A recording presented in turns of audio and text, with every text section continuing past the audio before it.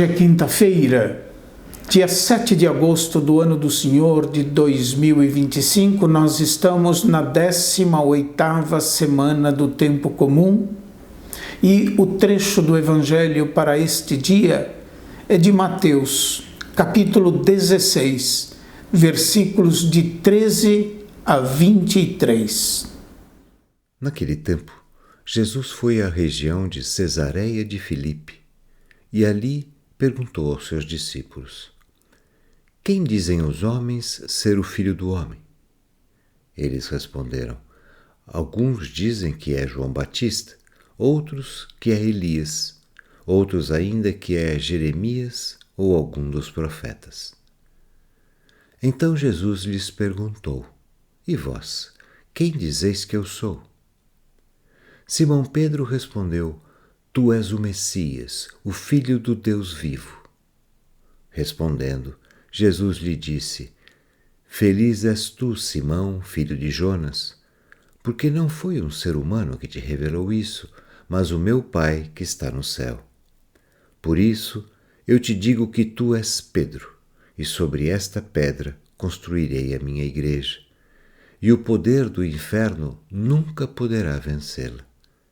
Eu te darei as chaves do reino dos céus. Tudo o que ligares na terra será ligado nos céus. Tudo o que desligares na terra será desligado nos céus. Jesus, então, ordenou aos discípulos que não dissessem a ninguém que ele era o Messias.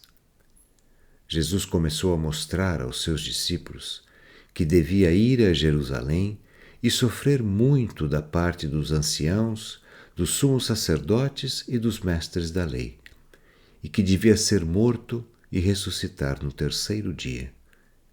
Então Pedro tomou Jesus à parte e começou a repreendê-lo, dizendo: Deus não permita tal coisa, Senhor, que isto nunca te aconteça.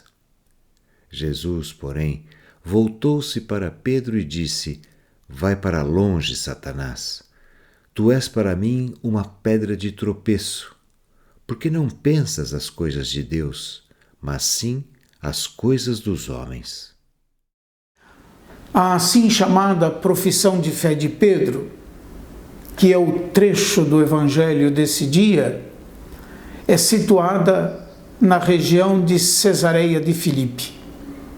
Cesareia de Filipe, esse lugar hoje quase paradisíaco, Cesareia de Filipe foi construída por Filipe, um dos filhos de Herodes o Grande, na época do nascimento de Jesus. Aí se encontra uma das fontes do Rio Jordão. Jesus sente e sofre pela rejeição da qual ele é vítima. Não obstante todo o bem que Jesus realiza e toda a vida que ele transmite por sua palavra e por seus gestos, a incredulidade cega a muitos de seus contemporâneos e os impede de reconhecer o tempo da visita salvífica de Deus. Os discípulos mesmos têm dificuldade de compreender a origem e a missão de Jesus Cristo. A dupla pergunta posta por Jesus aos seus discípulos tem um tom, nós podemos dizer, de verificação e revela, ao mesmo tempo, a consciência de Jesus acerca da incompreensão que atinge inclusive os 12, como eu acabo de dizer. A confissão de Pedro não é dada por herança genética ou religiosa, nem tampouco por alguma faculdade racional.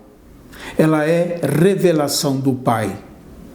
É sobre essa fé, comparável a uma rocha inabalável, que a Igreja está fundada, sobre a fé de Pedro. No Evangelho de Mateus, a pedra diz respeito também à escuta e à prática da palavra de Deus, tendo como fundamento essa rocha, uma casa é capaz de enfrentar adversidades sem desmoronar. No final do Sermão da Montanha, Jesus diz da casa que passou incólume, não obstante a chuva, as enxurradas, os ventos.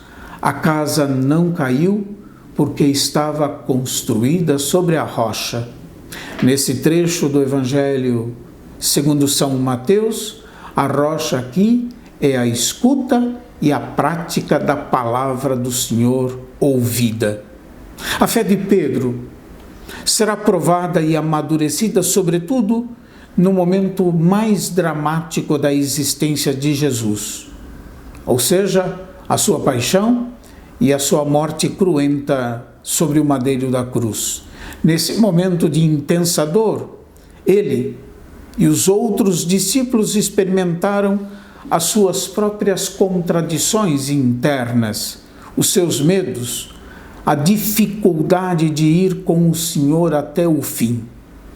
Para Pedro e os demais discípulos, como para cada um de nós, foi preciso fazer um itinerário de conversão para poderem se abrir à novidade do messianismo de Jesus e aderir incondicionalmente a Jesus Cristo.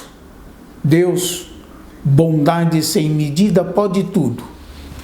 Pode transformar a nossa existência e converter o nosso coração ao seu amor.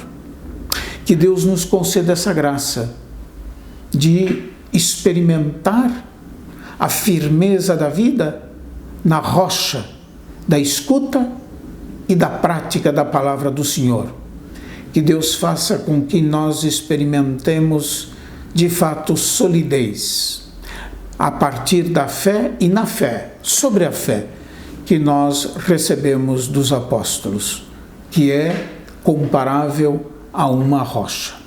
Que Deus abençoe a todos e até amanhã, se Deus quiser.